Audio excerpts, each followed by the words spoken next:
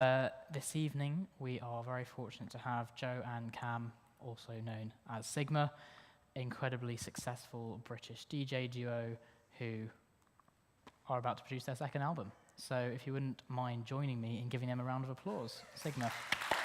You've done the first one.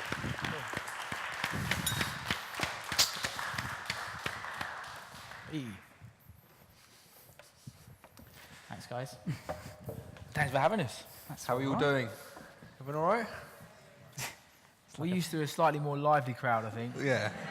It's all right, Make we some can make it noise. lively. Everyone will be raving by the end of it. If you like a festival, it's fine. First question, I want to start at the beginning. How did you guys meet? How did you decide to start making music? Where did that come from? You might as well start with what you were doing at uni. What, from the start of uni? From the very start of university. There's so many different tiers to the journey. It's always like, I think but for Sigma as a project, we met at university in Leeds back in probably 2004, is that right? Many moons ago. Long time ago. We're quite old when we probably look it. Yeah, and I was studying music technology, Cam was studying events management. I was a hip-hop DJ at the time, Cam was promoting events. And yeah, just for a mutual love of the music, we used to go to the same events and, obviously Cam was promoting events. And yeah, we just met each other and you booked me to play at one of your nights. Yeah, I worked at a record shop, just trying to get some money in my free time. He paid me about £20 a Saturday, so it wasn't that much money. But he came into the record shop promoting events and we started talking and stuff and realised that we were kind of into the same sort of music. I realised that he's actually a really sick DJ and booked him to play at the event I did and didn't pay him. And so he came down, did a great job, and we ended up, sort of getting in the studio together. But I think back then, our studio setup was very basic. We had, well, in fact, I didn't have one. You had one. Was it like a PC with? I think like the highlight for me was buying I think it was a 12-inch flat screen. Back then, which was like state of the art at the time. It was like, this is amazing. So yeah, I had that, and I had like a laptop that was plugging into it, which could probably run not any of the new software anymore. Yeah, so yeah. That was kind of how we met and hooked up originally. You said you were a hip-hop DJ. How did that transform into what you do now? I think, because originally I started DJing when I was really young. My parents were very supportive with the music thing. And I think they bought me and my brother a pair of turntables when I was 12 years old. And I started off mixing old jungle and kind of garage and stuff. And then I got into hip-hop just purely because I guess it was the skills of the scratching and the beat juggling and stuff, and I kind of got into that, and that's where I was originally before we started doing the drum and bass. So yeah, that was it. Where would you say was your biggest breakthrough when you met, you start DJing together? What point do you think you made it? Well, I think it always changes. I mean, the goals always change of what you're trying to achieve. But I mean, I think for us, when I left university, I was kind of all up for hanging around Leeds and just basically not doing anything and just sort of bumming around. And I remember Joe was like, what are you doing? Come on, you can leave Leeds, let's do something else. And luckily I met one of the guys I was doing all my events with. He's this massive guy, 7-foot Nigerian guy who's now actually our agent. So he gets us all of our bookings. But back then we were doing events together and he offered me a job. And I left university and basically worked in Rayners Lane in London. And I was basically going in there, I was getting paid about £1,000 a month. And that was not including travel, so I basically walked away with about sort of 600, living at home with my mum, and I was booking flights for all the big drum and bass DJs, and it was great. I mean, we were enjoying ourselves when we were getting in the studio, we were in there every night, and then I'd go to work and try and do this job and mess up everyone's flights because I hadn't slept. A lot of nights you would literally go, he'd come straight from work and just come straight to mine, and we'd be in the studio till 4 in the morning, and then you'd drive home, sleep for about an hour, and then go back to work. And then mess everyone's flights up. So that was it was a great job. So, but yeah, I did a year there. But basically in that year, I managed to meet a lot of the drum and bass guys that are now, well, I guess people like Pendulum, Subfocus, the guys that, we really looked up to back then, they're our peers. So it was basically our way in to be able to just call them up and say, look, we've got new music. Can you listen to it? Can you give us some pointers? Can you tell us, what to do with it? And that was really important because, I think back then as well, without trying to sound really old, there wasn't the way, we had the internet obviously, but it wasn't quite as it was now, like Twitter and stuff like that. So it was harder to get music heard by, your peers. So that was really important for us. And we got a tune signed, I think, on this drum and bass DJ's label called Mampy Swift. And I guess for us back then, that was a big moment, you know, because we'd find all the work we put into hours of like making rubbish music was suddenly something's been signed, and you know that was we were really happy with that. We'd achieved Yeah. something. We spent hours on that. Yeah, that was definitely a moment for us, yeah. But then, I mean, in terms of like bigger moments, I mean, obviously, that the remix of the Kanye West track that we did, which ended up being our single called Nobody to Love, was like a real moment. That for was the us. biggest moment. Yeah, I mean that was Yeah. our first #1. Because for us, it kind of almost felt like, and this is something that we've heard from a lot of our peers who've been really successful in music as well. We'd almost like come to the end of our tether in terms of where we were at with actually trying to really make a solid career out of something, because we felt like we've been trying really hard for so many years and like chipping away at it, and it almost like felt like we were losing a bit of momentum in terms of like support and getting bookings and stuff. And I think at that point, we just suddenly stopped caring so much about what we were doing, because we just felt a little bit like, why are we trying to impress these people? We're doing this because we love it, and we just started to just kind of, I guess, have fun with it. And Yeah. that's really when it all took off, I think. I mean, I know if you guys know DJ Fresh, but we were in the studio with him before he wrote the tune Louder, and he was saying the same thing. He reached a point in his career where I guess he felt like he'd done a lot, and he got to a point where he didn't know where else he was going to go, and suddenly he wrote Louder, went on the Lucozade advert, and went straight to #1, and that was him. He's just, you know, he almost not reinvented himself, but he kind of pushed himself to that next level. And it's weird, because, I mean, it happened to us. I remember it was quite dark times, to be honest, for us, because, I mean, like Joe said, we were literally not, it was like rock bottom or anything like drastic like that, but we felt like we weren't going to achieve what we wanted to, and that's never a nice thing in life, you know. You always have these big goals and stuff, and you don't get there, it's not a nice feeling. So we just forgot about everything else and just started writing stuff we really wanted to, and randomly it just stuck, and it worked, luckily. Wow. And So do you now still write all your own tracks and have quite a lot of influence over that? Yeah, I mean, I think the role of a producer, it's kind of throughout the past like 50 years or whatnot. It's like it's kind of changed a lot. I think now, like, as a producer, you're expected to produce, mix, master, do everything your stuff, especially in dance music, and a lot of what it is that makes it like a kind of big dance tune is about the mix down and the way it all sounds. Whereas, like, traditionally, a producer was just the guy who would be stood in the back of the studio, getting everyone together and putting them in a room together, and essentially just, I guess, coordinating the whole project. I mean, a lot of the stuff that we do, we get into sessions with songwriters. We write our own lyrics. We also do stuff where we kind of write independently with people, and we get sent little ideas that we turn into songs. And it really just depends on each different scenario as to how it is. But yeah, we like to work on lots of different ideas with lots of different people. I think the one thing that always has stayed the same, and it's something we've always tried to stick with, is, you know, when we started doing well and we signed with a bigger label, they always try and get involved and try and make you almost like they take away some of your identity of what you do, because they want you to send your final track to someone to then master to make it sound a certain way. And I think one of the things we've always stuck with is Joe is the ears in the studio. You know, he makes everything sound the way Sigma tunes sound. And we've had a few, not bad arguments, but I guess a few standoffs with the label where we're just like, no, this is how it's going to sound, take it or leave it. And for us, that's very important, because otherwise it just sounds like everyone else. And like our music, I think, doesn't matter what genre it is, it always sounds like a Sigma track because of the way Joe mixes it down. And I mean, that's the sign of a good producer, in my opinion. I see, okay. Who would you say has been your favourite artist to work with? And if you want to work with another one in the future, if you had a dream artist to have on your track or to help produce with you or sing the melody or whatever, who would that be, and who has it been in the past? I think in terms of like artists, I mean, like we've obviously had the opportunity to work with a lot of amazing artists and record a lot of amazing artists. I think one point that I'd like to make about that is that the majority of the time, when it comes to actually getting the artist, like the vocalist involved in the track, the majority of the hard work's done already. Yeah. So it's almost like you're presenting a finished product to someone, And they just have to sing it. and they just have to sing it. So, you know, obviously, once you've done that, and you obviously get in the studio together, you might have catch a little vibe, see what's going on, and it can be fun. And we have had some good times, because obviously you do quite a lot of press with them and stuff as well. So you hang around with them a bit and kind of catch jokes with them when you go, you know, you do film videos and stuff. But yeah, I mean, for us, it's more about the songwriters, really. I mean, in terms of like the actual artists we work with, though, I mean, I think they've all, with their own ways, they've all been really nice. I mean, Paloma's obviously insane. I think everyone can see that from her personality that she projects. She was a lot of fun. Labyrinth was really cool. You know, we did, like, and obviously we have to do music videos with these people as well. So you have to go. After we did No It's Love, we then were flown to Miami to film with Paloma, and that was weird. It was like suddenly we're in Miami filming a music video with Paloma Faith. Like, when's this happen?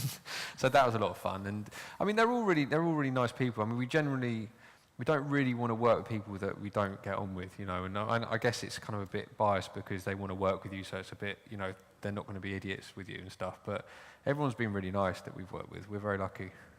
Yeah. Do you have a dream artist you want to work with, or not? So many people. So many people. I mean, like, we're a big fan of, like, US hip-hop, so any of the big rappers, like, I don't know, like Jay-Z, that'd be cool. You going to line it up for us? Yeah. Why not? Let's do it. We can try. You've got the links, haven't you? No, we don't.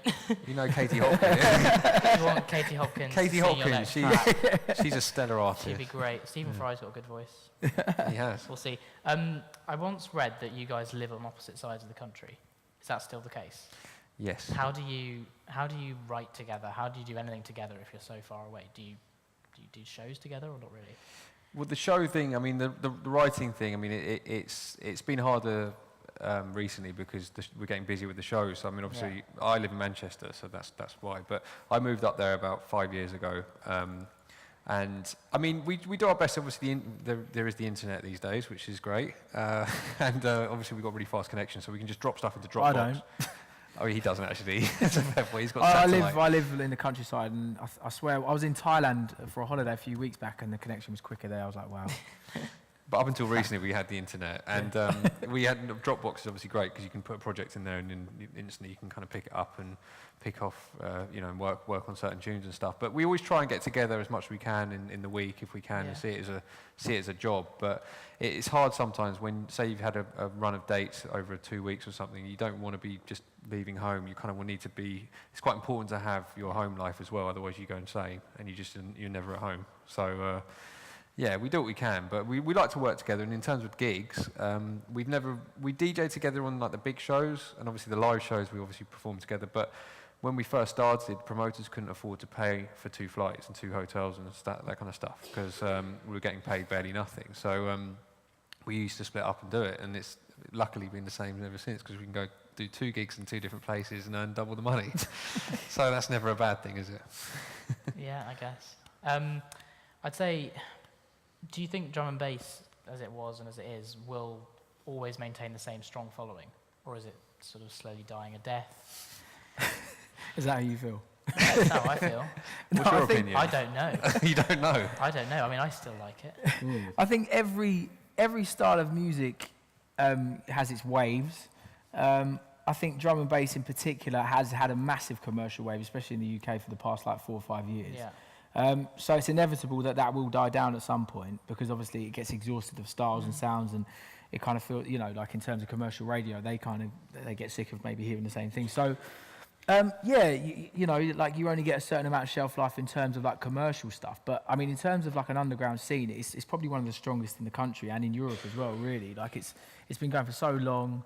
I mean, you know, I've been following it since like the early 90s, and it's still as strong, probably even stronger now than it ever has been. So it's great to see. I mean, you see a lot of styles of music kind of come and go as like trends, like say for example dubstep in the UK in particular. That was so huge for like a couple of years, and it just, you know, where is it now? I don't know. You don't really hear it, do you? So it's I think the underground scene is basically the foundation of the music. You know, occasionally you get artists pop through and they have commercial success, but generally it happens organically. It's not forced or anything. So our stuff wasn't really forced to start with or anything like that. So, I mean, the scene that we see, that obviously we're not massively involved in that these days, unfortunately, but it's still very strong, as Joe said. Yeah, definitely. There's a lot of big raves. There's big ones in Cambridge all the time, I think. Yeah, we all know. Sure. Haven't been to one for a long time, to be fair. Do you sometimes wish you could go back to that? The whole raving kind of, you know. We do occasionally. I think when that you're always going to like look back on kind of golden days of like your I guess your era or like your time when everything's fresh and new, like with a certain kind of, you know, like rose tinted view. And I think, yeah, you definitely have moments where sometimes the thought of playing at a rave could be quite cool, but then also you think about you're probably not going to be home till like 7 in the morning because you've got a 3-hour drive back from, I don't know, like somewhere in the middle of nowhere, and yeah, all the other negative stuff, and maybe it's not quite as nice as you might have remembered it, you know? I remember the last time I came to Cambridge, I played at 4 till 5 in the morning. I drove from Manchester on my own, got paid 200 quid, and then drove back. And then he fell asleep. £200. It's a lot of money. Pretty decent wage. It's a lot of money, yeah. And but you know, obviously it's good to go through that because I mean it was all enjoyable at the time, but obviously you progress and you play at different parties and everything moves, you know. How much say do you have in what you get booked on now? Do you kind of get passed through every single thing and you can say yes or no? Or Yeah. Yeah. I think it's important. I mean, you know, you can never let people decide that kind of stuff for you because ultimately you have to be in control of how busy you are and how tired you are. Otherwise, he can just run away with you and you just say, yeah. We went through a stage of saying yes to everything. The first summer where we had Nobody to Love, we were just like, yep, take that. We didn't look at any of the routing and we were just like, right. So we're going to go from Estonia to Zante to how's this going to work? And we just became absolutely exhausted. And I think we learned from that. It's important to do that as well. But yeah, we definitely have final say. It's important. How would you say, you know, going back to that thing about how you used to be more kind of heavy drum and bass and you've gone more to the pop side, would you say that that's kind of the best way of describing how it's changed? Or do you think there's some elements that have completely remained while others have become completely different? What, in terms of our music? Or Yeah, just your generally? music. I mean, I guess, yeah, I mean, obviously, like, we've gone from writing tracks that were, like, kind of geared towards the clubs to songs that I guess essentially could be played on the radio or, you know, like, could just be listened to day to day. So, in some respects, that's true. But, I mean, I think at the same time, like, regardless of what it might look like in terms of you've had a hit and you're chasing another hit, that was never our intention, because prior to that, we wanted to get into writing songs and doing that kind of stuff anyway, do you know what I mean? And it took the success of a song for people to suddenly want to work with you, for you to be able to kind of create this thing that's become. Okay. And would you say that when you kind of work together, do you disagree over which style you both prefer? Or is We never really disagree on much. I think we had one argument once over a kebab.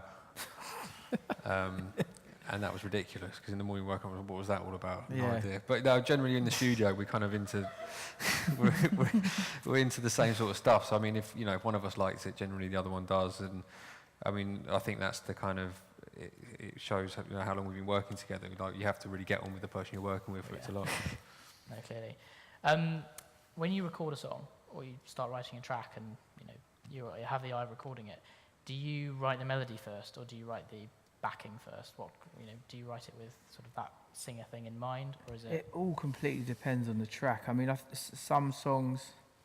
I mean, generally, you'd start with a chord sequence. Yeah. Maybe almost like an idea of a direction to go in with the song. Then a chord sequence. You'd work out, I guess, like the verse melody, like the verse chords, and then the chorus chords. Maybe like a bridge or something. And then, you just work on the vocal melodies, which generally when you record it, it's a lot of ooh-ee-ah-dee-ah stuff. And you kind of just chop it around and work out the melody that works best. And then you start to think of a concept of a song and write the song. It's funny, though, because being in sessions and stuff, everyone has their own way of working, and it's quite interesting to watch, because some people do that whole thing of, like, doing the melody and then come back to lyrics. We worked with this guy in America, this guy called Seb Cole, who's absolutely amazing, but he turned up 2 hours late. He looked like he just got out of bed. And he was like, play me something. So Joe played some chords, and he literally played it. He heard it for like 5 minutes, and then he's like, right, I got it. And he just walked off out of the studio, and we just sat there, and we were just like, where's he gone? And so we said to the engineer, where's Seb gone? He goes, this is what he does. So like, he just disappeared, and we see him on the camera, because there's cameras, all security everywhere, and you can see him like going up and down the corridor. Comes back in 5 minutes later, goes, right, I got it. Straight into the recording booth, and just like no phone, nothing. Like, he's got everything recorded, the lyrics, everything, and it's in his head.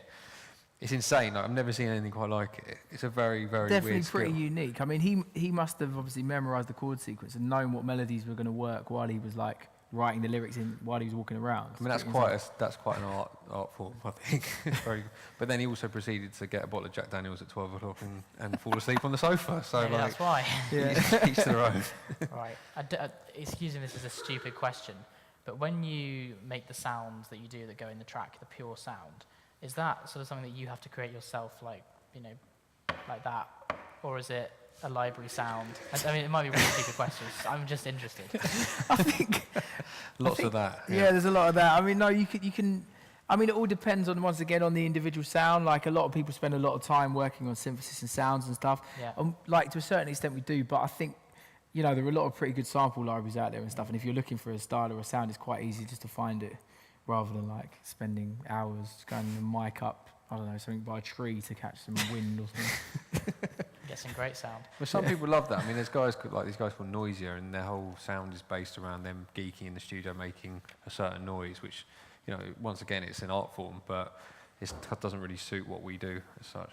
Right, okay.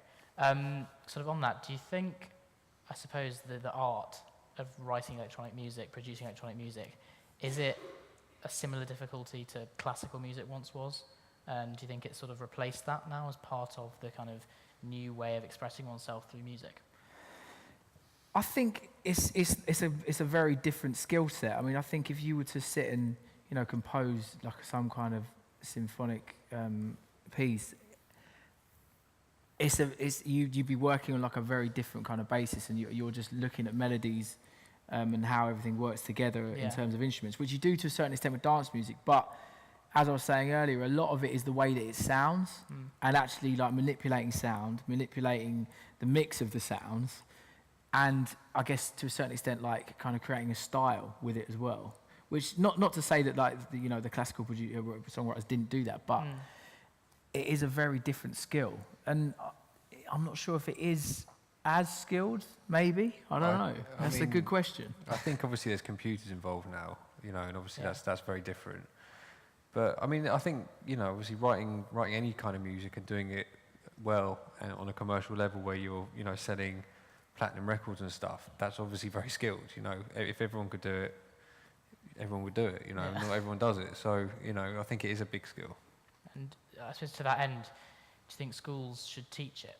Electronic music. Absolutely. I mean, I think we had this conversation earlier, and I think it's kind of a lot to do with the teacher you have. Because I remember my teacher at school was awful, and I remember looking at him and thinking, I'm never wanting to be like him, kind of thing. So if you had someone who actually really encouraged, like you learning instruments and doing that kind of stuff, then obviously I'd be a lot more involved than I would be now in terms of like playing music and stuff like that. But I think it all depends on that really as well. I think it's like your background at home as well, because like my parents were very supportive of that. Like obviously I came from like quite a liberal background. They were very into like, I think one of the things my dad always said that like he'd rather me be able to do something I love, because he's worked in the office in an environment that he never wanted to do for years, obviously because he had a family and he had to pay the bills. So, and it's a blessing for me to be even able to say that like he's presenting me with this opportunity to be able to do what I love and just giving me a platform to be able to do it, which is it's just amazing. And I have to take my hat off to him. And so it's been a great. I think you're right. It's definitely part of both. But if you were, say, you're doing GCSE music, would it make sense now to have a module whereby you study electronic music and learn how to write electronic music using whatever programs you use? Well, no, because there'll be too much competition for us. Yeah, exactly. Should definitely not do that. No, I mean obviously it'd be good. I think it probably will go that way anyway, because I can see it becoming more popular. Like kids coming through, we see such young producers now that have all just you can get a laptop, you can get software, and you don't really need to be taught it, because there's YouTube channels, there's all this kind of stuff now which is available, and it's a lot easier to learn. Yeah. And obviously there's music colleges out there as well. But I mean, as a GCSE thing, I don't know. I'm not too sure. Then how did you learn when you were first learning? Did someone teach you, or was it kind of a self-learning thing? I guess it's self-learned, really. I mean, I think if you're really into something, you're always going to find out, aren't you? You're going to find ways to do it. You're going to find out how other people are doing it. Do you know what I mean? And I think, like, even from a really young age, going into record shops and just seeing, like, for me, the idea of, like, actually someone's written a track and it's on vinyl, I used to be like, wow, this is amazing. How have they done it? And I'd always be asking questions. I was basically the annoying kid in the record shop going, how do you do that, mate? What's this? Still What's is. that? All the time. And still the same guy.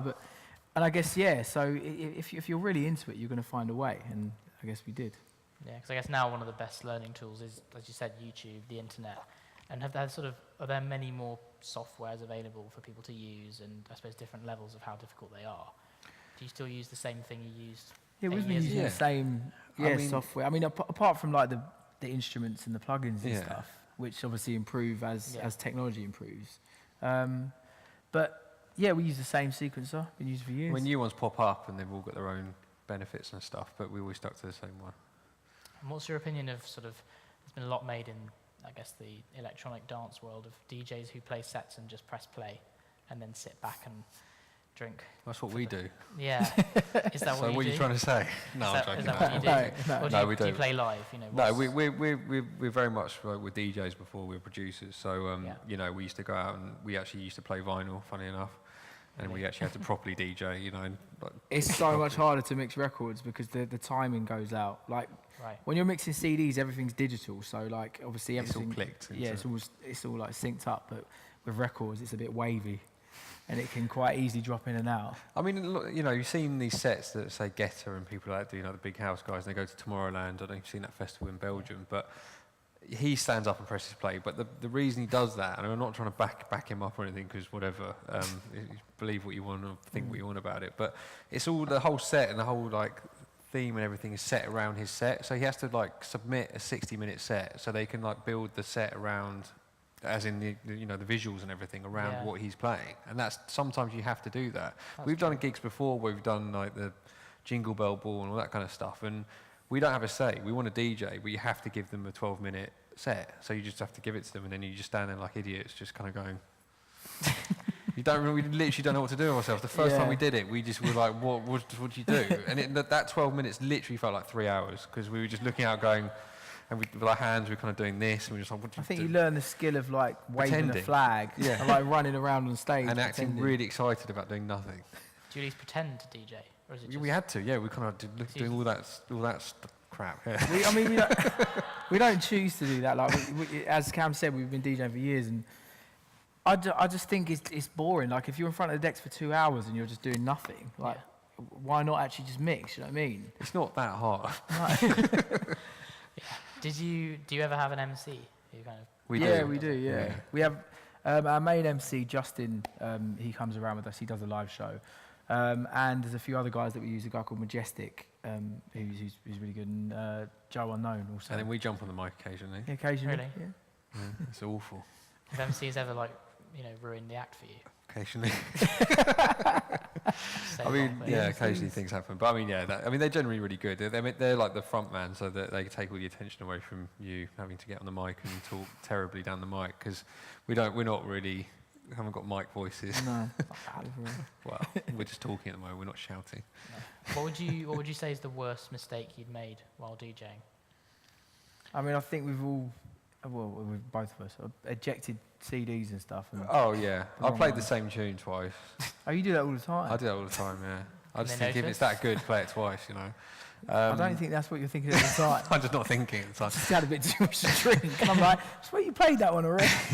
And then also, I think when we had the worst is when we were mixing vinyl, and you know, obviously it's very different. You try and you wouldn't look what tune's playing, and you reach into your record bag, get another vinyl out, and put it over the top of the vinyl that's playing. It goes terrible. Luckily, we don't do that anymore. Yeah. And one thing I always want to know, when you did the Kanye cover, but Nobody to Love, did you have to ask him? No. Just I let think it was a do bit borderline. I mean, our label, bless the Cotton Socks, are from Liverpool, and you know the Scouse came out, and then they Apologies if anyone's from Liverpool here. Yeah, we love Liverpool. It's great. They pretty much just. I think Winged they it just, basically. Yeah, like, they just winged it. They just hoped for the best. We obviously recreated it, Yeah. and they treated it as it was a cover, but it kind of wasn't really. I think at the time though there was a court case going on with the Bound 2 record with the original Yeah, sample yeah. from that. So It's there- still going on now. I yeah, so think. no, so Yeah. basically there's a whole pot of money that both records have created that no one's taken, that someone at some point is going to be like, that's mine. But how much of it did you take? In terms of publishing, we didn't take anything. We don't get any No. of the publishing. Right. That's but- how it works. I mean, obviously, if it's a cover track, you can cover the biggest tune ever. It goes to number one. You won't make any money in terms of publishing. We've had quite a few covers of our own tracks made on Spotify. Really? There's a great remix of one of our tracks called Rude Boy. It's a karaoke version. It's amazing. You need to hear it. And when Yeah. people do remixes of your tracks, do they ask you can I be the official remix? Because you release those kind of like the remixes. EPs or something. Sometimes. I mean, if it's people we know, they would ask us. Otherwise, we approach other artists and think Right. they can give their flavour to. If we want to say a house mix or a drum and bass record, we'd try and approach an artist that we like at the time. Would you ever play their mix at one of your sets, or would you No, typically we'll stick to our own. Yeah, ours are clearly better. But do you change them up from? Yeah, if you're playing in a house club, you can obviously play a house mix of it. Yeah. Yeah. Okay. And when you're doing, is it Royal Albert Hall you're doing in a few weeks' time? And surely that's not a heavy set drum and bass thing. It's going to be a bit heavy. I mean, it will be quite heavy, yeah. I think the whole point of us doing it at the Royal Albert Hall was it's like the first time that they've had that kind of thing there. Do you know what I mean? And Yeah. I think obviously we are going to bring different elements to it. Like we've got like a string section, and we're going to have like a backing choir and stuff, and we're going to bring out some guests and stuff. So it will be slightly different, but essentially it is going to be a pretty full-on party. Yeah. It's just a venue, isn't it? It's only the Royal Albert Hall. Yeah. The Queen's coming apparently as well, so She'll love it. yeah, she will. She'll be raving. Yeah. I'd love to open some questions up to you guys if anyone has any. If not, I've got loads more. But if anyone wants to ask anything, put your hand up and yes. I was going to ask. Oh, sorry. Hi. Whoa! That was quite There she loud. is. That was loud. Wow. Games. I had a question. When you're kind of writing a track that you know you're going to have someone else working with you on, say doing like the vocals or whatever, would you write the song with the artist in mind of who you want to sing on the track before you approach the artist, or would you kind of approach the artist and be like, would you sing if we wrote a song for you? Or would you write the song and then be like, ooh, who shall we ask? Pretty much. I think generally we usually we'll just write the songs and then probably approach the people that we'd love to do it. Most of them say no, and then end up with some people that we think could be cool as a replacement. Yeah. Yeah, basically. So we end up with like the C list. No, that's not No, fair. no, it's not true. So, I mean, when Glitterball, when we first had Glitterball, it was actually a male vocal and it was pitched down, and obviously it ended up with Ella Henderson singing on it. But funnily enough, we had Emily Sandé on there as well as another demo.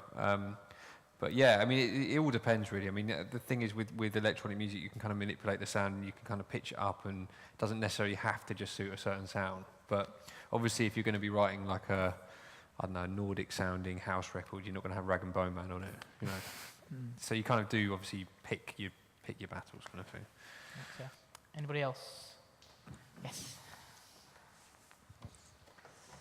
Hi. So, in terms of production, I watched your computer music tutorial on YouTube for Fascinating, wasn't Rude Boy, and I found it really interesting. All right. Amazing. I wanted to ask, how important do you think tuning kicks and snares is? Or do you think that's not necessary? I think it all depends on the style of production you're going for. I mean, I think to a certain extent, if you've got, I don't know, say for example you've got a bass line that's like sitting in a similar kind of range as your kick drum, then you might want to tune it so it kind of fits around that. But generally for us, we just, we have a 100 hertz kick that just toms. I think that's the most important thing, really. As long as it kind of cuts through and has enough weight, then I think that's the most important thing. I think the thing with drum and bass as well is like it's not really about that. The break is almost like its own element. Maybe it's different with like house music and stuff, but I mean, pitching snares and stuff, that is quite useful because I think you can kind of get a variety of different frequencies. So you might have like the same snare that is like the ghost snare as well as the main snare, and you might like pitch that slightly differently and just turn it down a bit, and obviously change the transients and stuff on it to kind of get like a bit of a vibe going on. But I mean, yeah, generally, we don't really do too much of that. I think we just go for good source samples and like kind of get decent layers going on, and then just take it from there. Like a go-to place for getting breaks? are you a producer by any chance? Yeah, a wannabe. We pretty much, we've got like a ridiculous library of classic breaks and stuff. And a lot of the time we do actually go back to the original funk breaks because you can kind of give it your own your own kind of slant. You know what I mean? And Whenever we work with it's much someone, we cleaner. used to like swap sample CDs and stuff, and now we've got a hard drive full of just. There's a lot of useless stuff. We don't reuse any of it, though, do we? No, no. Just hoarding it. But what's that website called? It's not that new one where you can just like pick and choose what you want. Oh, Splice. You've been on Splice. there. It's quite Yeah, useful. that's handy because obviously you don't have to buy the whole CD. You can just if you're looking for a kick, you can just buy it. Thank you. Anybody else have a question? Yes.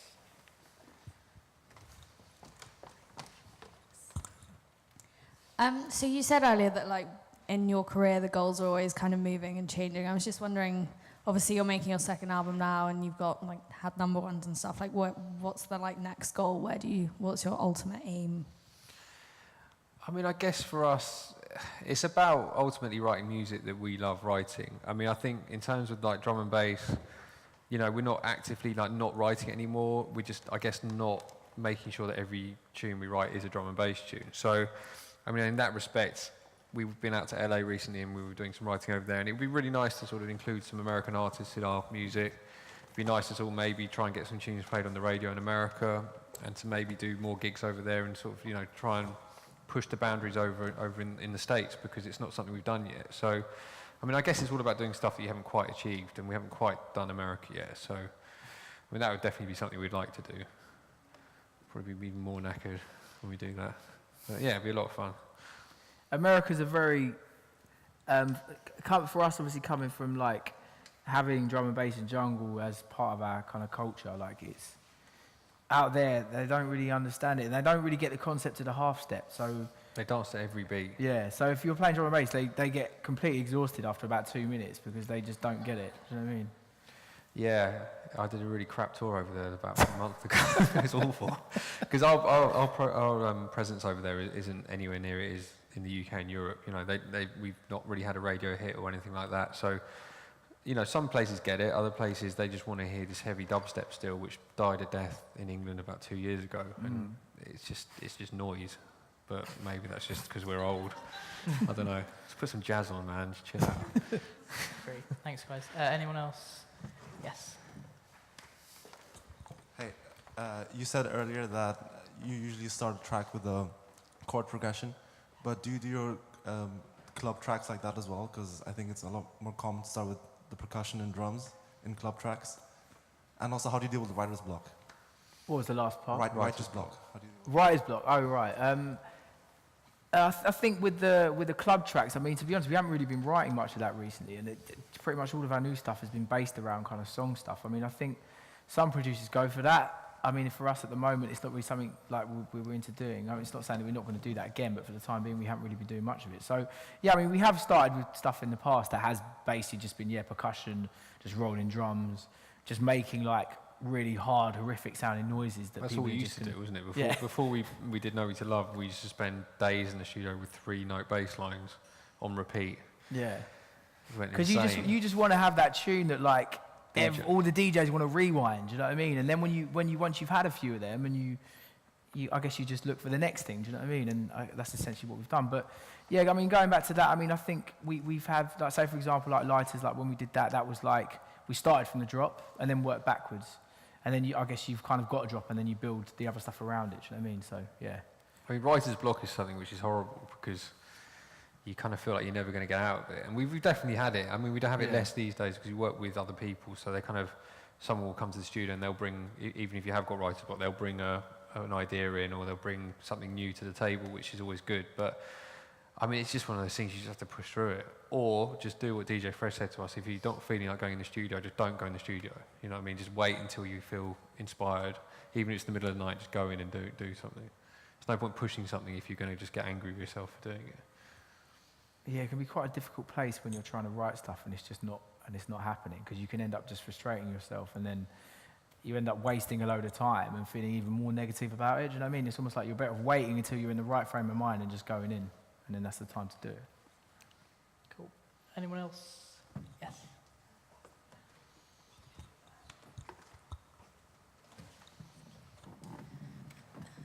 When you play live, do you feel like you can improvise a lot, like when you're mixing and DJing, especially the well-known songs? And if you play somewhere like the Royal Albert Hall where you have got a string section, do you feel like that alters how you would perform your set? Sorry. I mean, with the live performance, to a certain extent, we might produce it so it's different, but ultimately, like, we're not really going to change it because a lot of it is coming from track still. So it's all coming from a sequencer, and like a lot of it is live. You might have a live drummer, we might play some live chords and stuff, but essentially, in terms of a timeline, it's the same thing. Do you know what I mean? But you might have a little section where, like, say, for example, I think on Changing, we had like an intro where we were just kind of ad-libbing a little bit, and you get like the vocals, like the vocal chant, and then the drum will come in, and then we kind of mess around a bit. But generally, like, unless we've produced it differently for that set, it will essentially be the same. I think when we set out, because obviously we started out as doing the DJ thing, and then we started doing the live show. For us, drum and bass sounds the best when it's on a CD or an MP3 or on Spotify. When you hear drum and bass, everything played live, it's an absolute racket because everything's so quick. You know, it's not. And sometimes when you hear it, you're just like, well, that's cool and everything, but I can listen to about 2 minutes of that, and I'm literally, my ears are going to bleed, kind of thing. So for us, we wanted to keep as much of it as close to the original track as possible. But I mean, that's just the live sets. You know, the live sets, you kind of have a set. You can obviously change which order the set's been played in, but you kind of have to stick to it. You can't really sort of go off track that much. But when you're DJing, you can basically play what you want. You know, you can go in whatever direction you want. Thank you. Anybody else? Yes. Who were your biggest influences when you were first starting out producing? A lot of the just guys who were big within that scene at the time. So like, obviously some of the early guys like Dillinger. Yeah. We used to love Dillinger. And then obviously like slightly later on, like Pendulum, Subfocus, Chasing Status, that kind of thing. Yeah, I mean now, like influences. I mean, I guess we don't really look at dance music that much, do we? It's more just like just listening outside, like of that genre, and listening to lots of other stuff. And I think that's quite important as a producer to kind of keep your ideas fresh. Because if you're just looking at what everyone else is doing, then you're just regurgitating the same stuff essentially. Do you know what I mean?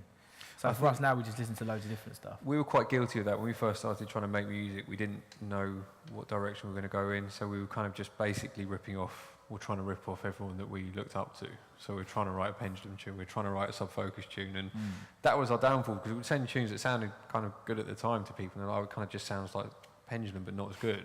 And so, oh gosh, so we were kind of a bit lost, but then luckily we kind of managed to forge our own sort of sound, and it took a while, but we got there. It's very hard to do. Thank you. Any other questions? Yeah. Sorry, completely forgot to ask something. You guys mix your pianos in very well in your songs. How do you process them to make them stand out? And do you use Contact, or are they real pianos? I think mostly it's Contact. We use the Alicia Keys ones. We use quite a lot on Contact. Huh? That's the only one I don't have. Oh, you need to get it. But we haven't been using it so much recently, actually. We used that quite a lot a few years ago. It's just about a lot of compression, I think, with pianos, and a lot of EQ, and actually distortion, because you want it to... I think the thing with dance music is it's not supposed to sound like natural in some respects. I mean, you kind of want it to sound organic to a certain extent, but you have to crunch it for it to kind of gel with everything else, because you've got so many synthetic sounds in there as well. Like, if you were just to leave it flat, it just wouldn't pop out enough. So, yeah, I mean, I think a lot of compression, a lot of distortion, a bit of EQ, and just like some sidechain with the vocals so it kind of sits and it kind of pops back out when the vocal's not playing. And that's it. I mean, there's no, like, mega science to it.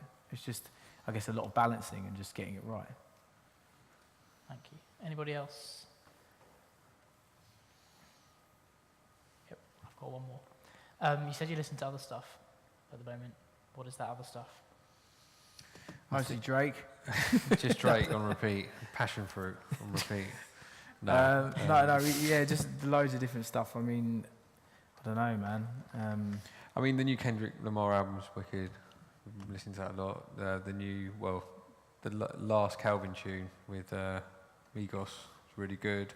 I mean, the thing is with Spotify now, it's like you just put on like a random playlist, like, you know, Discover Weekly and stuff, and you get introduced to music that you would never ever come across usually. Yeah. You know, there's some cool new like sort of it's almost like tropical sounding British stuff that's coming through. J House. Yeah, J House. Yeah, like quite into, well, I'm not sure about Cam so much, but I'm quite into the grime thing at the moment. It's quite cool. Like Yeah. Abracadabra, that kind of thing. Yeah, not so much. Do you ever meet any of the big guys like Calvin Harris, David Guetta, Garrix? We met them a Or few they- times, yeah. I mean, they don't know who we are, but we've met them. No, we've met them. I mean, it's not like, you know, you kind of walk past people at festivals, say hello. You know, we don't like hang out with them or anything like that. Yeah. But respect what they do, you know. Yeah. Of you two guys, who's the better DJ? Him. Technically, yeah. But I'm a better vibes man. I bring the vibe. Is the only reason you're here, or is that That's the only reason I'm here, really, yeah. I don't, yeah. you could do on your own then? Well, DJ, I think anyone could come. Yeah, I think you probably could with your... I doubt it. It's not. Yeah, I don't. You've got a long way to go. It's not that great. Is anyone have any questions? If not, then we'll wrap up. Great. Well, thanks very much for coming, guys. Thanks for having us. It's been great to talk to you. And all I have to say is tomorrow night we have a debate on immortality. Which We'll will be back for that. That'll be great. We've got the two proposition speakers. And then on Friday we've got Piers Morgan, who is, I'm sure you all know who he is. And then, A dickhead. yeah. Yeah, come find out why. And then next Monday we've got Mary Berry, who most definitely is not, and she's lovely. So that's some nice things to look forward to. But until then, if you can give a round of applause for Joe and Cam. Thank you. Thank you. Good job, guys.